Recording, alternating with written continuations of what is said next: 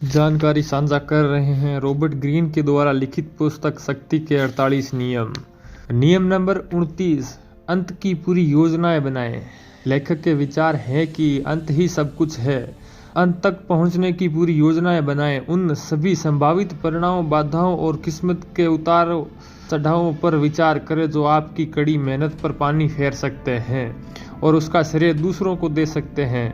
अंत तक की योजना बनाने से आप परिस्थितियों का शिकार नहीं होंगे और ये जान जाएंगे कि कब रुकना है। किस्मत को धीरे से राह दिखाएं और बहुत आगे तक विचार करके अपने भविष्य को तय करें। प्राचीन यूनानियों की मान्यता के अनुसार देवताओं को भविष्य देखने का ज्ञान होता था। वे हर आने वाली चीज को पूरे विस्तार से देख सकते थे। दूसरी तरफ इंसानों को किस्मत का शिकार माना जाता था क्योंकि वे वर्तमान में ही उलझे रहते थे और भविष्य के खतरों को देखने में असमर्थ होते थे। ओडिसियस जैसे हीरो वर्तमान से आगे तक देख सकते थे और कई कदम आगे की योजना बना सकते थे। जैसे लोगों को देवता जैसा माना जाता था जिनमें भविष्य तय करने की योग्यता थी। यह तुलना आज भी तर्कसंगत है। जो लोग आगे तक सोचते हैं और अपनी योजनाओं पर धैर्यपूर्वक काम करके लक्ष्य तक पहुंचते हैं, वे देवी शक्ति से संपन्न नजर आते हैं। क्योंकि ज्यादातर लोग वर्तमान में कैद रहते हैं, इसलिए वे इस तरह की दूरदर्शितापूर्ण योजनाएं नहीं बना पाते। इसी कारण जब कोई तत्कालीन खतरों और आनंदों को नजरअंदाज करता है तो वह शक्तिशाली बन जाता है। घटनाएं होने पर प्रतिक्रिया करना स्वाभाविक मानवीय गुण है। घटनाओं को पहले से भांपकर योजना बनाना शक्ति की निशानी है। वर्तमान से आगे तक पहुंचकर बड़ी चीजों का अनुमान लगाया या कल्पना करना मानवीय देवी काम लगता है। इस नियम को आप ऐसे समझ सकते हैं, 2 मेंढक एक ही पोखर में रहते थे और गर्मी के कारण सूख गया था, इसलिए वे उसमें से निकलकर दूसरे ठिकाने की तलाश में चल पड़े। वे गहरे कुएं के पास गुजर रहे जहां पानी था। यह देखकर एक मेंढक दूसरे मेंढक से बोला, हम कूदकर इस कुएं में रहने लगते हैं, इसमें हम आश्रय और भोजन मिलेगा। दूसरे ने सावधानी से जवाब दिया, लेकिन मान लो इसका पानी सूख गया तो क्या होगा? हम इतने गहरे कुएं से बाहर कैसे निकल पाएंगे? परिणामों के बारे में सोचे बिना कुछ भी न करें।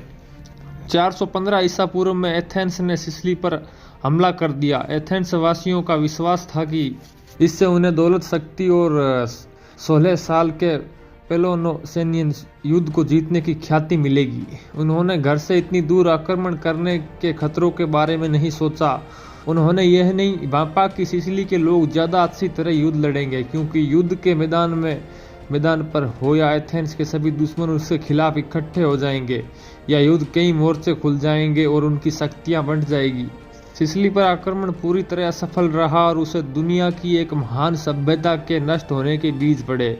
एथेंस वासियों का दुर्भाग्य दिमाग के कारण नहीं बल्कि दिल के कारण आया था। उन्होंने सिर्फ ख्याति का मौका देखा, दूर मंडराने वाले खतरों के बारे में नहीं देखा था। कार्डिनल डेल रेज के अनुसार लोगों की गलतियों का सबसे आम कारण यह होता है कि वे वर्तमान के खतरों से ज्यादा बहुत डरते हैं और दूर के खतरे से जरा भी नहीं डरते। जो खतरे दूर होते या दूर दिखते हैं, अगर हम उन्हें पहले से ही भांप ले तो हम बहुत सारी गलतियों से बच सकते हैं। अगर हम यह एहसास हो जाए कि हम एक छोटे खतरे से बचकर एक बड़े खतरे की तरफ जा रहे हैं, तो हम अपनी योजनाओं को तत्काल बदल सकते हैं। शक्ति की अवधारणा में सिर्फ यही शामिल नहीं है कि आप क्या करते हैं, बल्कि यह भी शामिल है कि आप क्या नहीं करते। जल्दबाजी और मूर्खतापूर्ण कामों से बचना बेहद महत्वपूर्ण होता है, जिनके कारण आप मुश्किल में फंस सकते हैं। काम करने से पहले विस्तार से योजना बना लें।